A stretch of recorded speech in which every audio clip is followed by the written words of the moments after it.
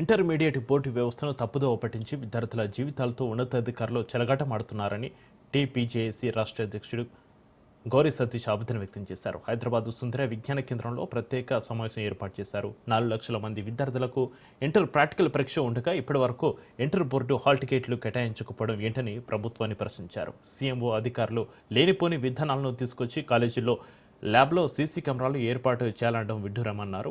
ఇకనైనా రాష్ట్ర ప్రభుత్వం తక్షణమే స్పందించి ప్రైవేటు కాలేజీలకు సహకరించాలని కోరారు. లేదంటే పెద్ద ఎత్తున ఆందోళనలు చేపడతామని హెచ్చరించారు.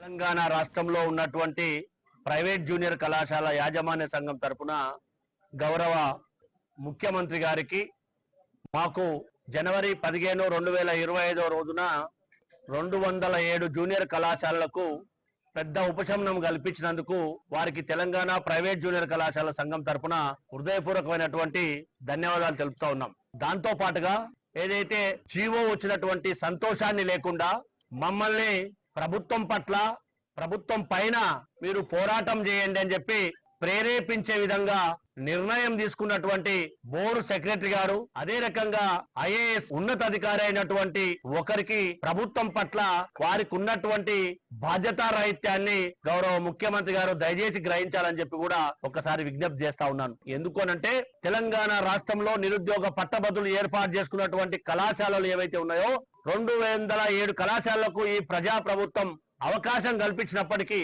మరుసటి రోజు నుంచే అనుబంధ గుర్తింపు ఫీజును ₹1,00,000